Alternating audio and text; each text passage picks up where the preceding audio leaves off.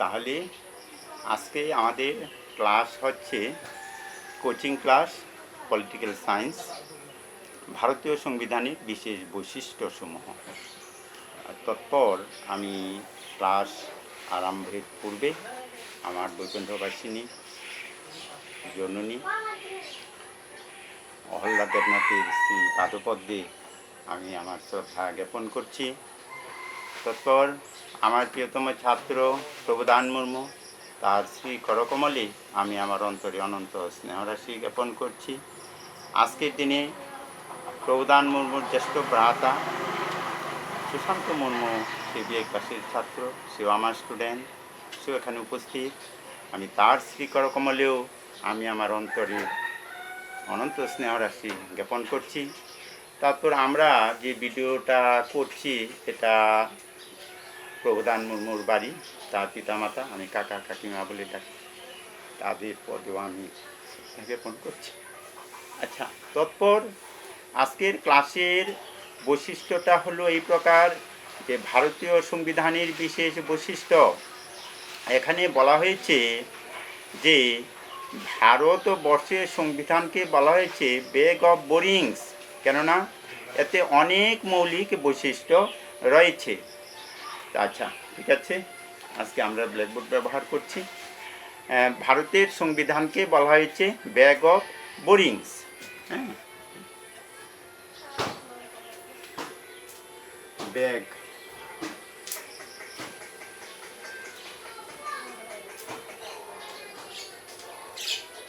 Boring.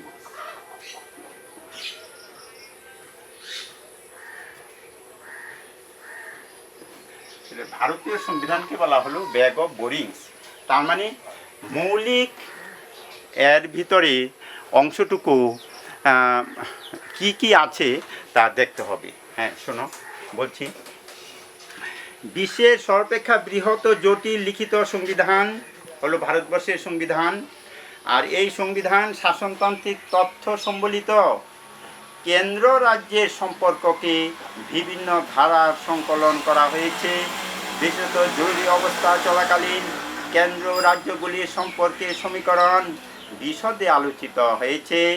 কিছু কিছু রাজ্যকে কিছু বিশেষ মর্যাদা বা সুযোগ সুবিধা দেওয়া হয়েছে, যেমন নাগাল্যান্ড, মিজোরাম, আসাম, গুজরাট ইত্যাদি। ভারতবর্ষের সকল রাজ্যকে সমান সুযোগ সুবিধা দেওয়া হয়নি, কিছু কিছু বেশিও দেওয়া হয়েছে। সকল সার্বভৌমিকতার তত্ত্ব কর্তৃত্বের উৎসরূপে জনগণকে স্বীকৃত দেওয়া হয়েছে। সকল সার্বভৌমিকতার কর্তৃত্বের উৎস হল ভারতীয় জনগণ। মার্কিন ধাঁচের বিচার বিভাগীয় প্রাধান্য এবং ব্রিটিশ ধাঁচের সংসদীয় প্রাধান্যের মিশেল ঘটানো হয়েছে। তাই মার্কিন যুক্তরাষ্ট্র ধাঁচ এবং ব্রিটিশ সংসদীয় ধাঁচ মিলে ভারতীয় সংবিধান প্রস্তুত হয়েছে। সুপরিবর্তনীয়তা ও দুষ্পরিবর্তনীয়তার সংমিশ্রণ। ভারতের সংবিধান সুপরিবর্তন ও দুষ্পরিবর্তনীয়তা রয়েছে।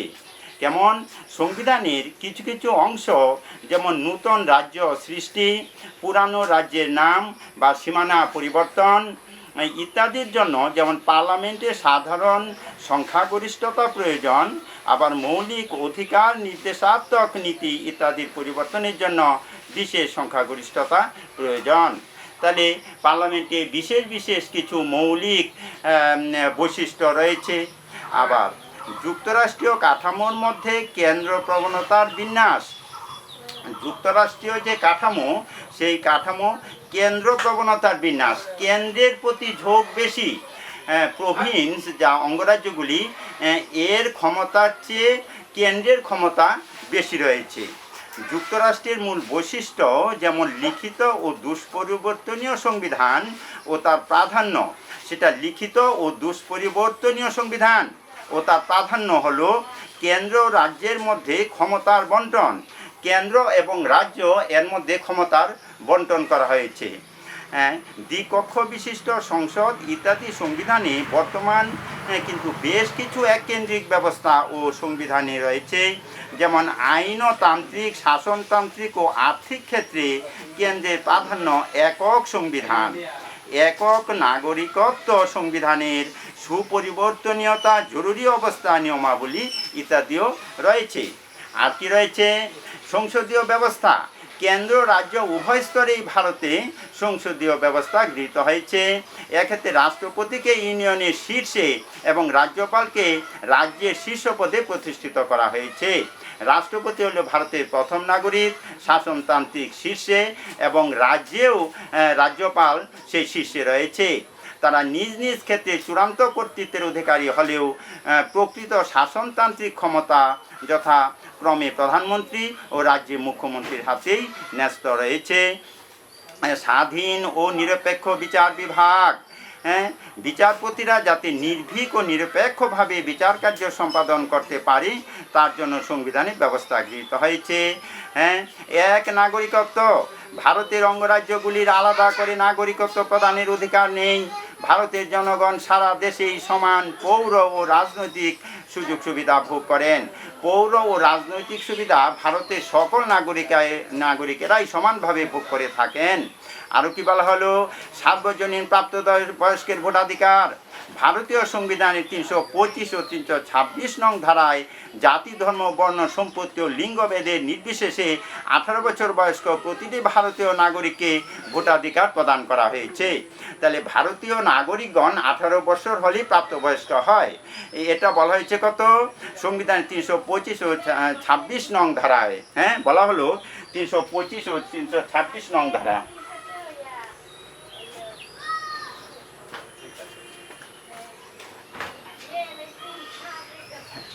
তাহলে 325 নং ও 326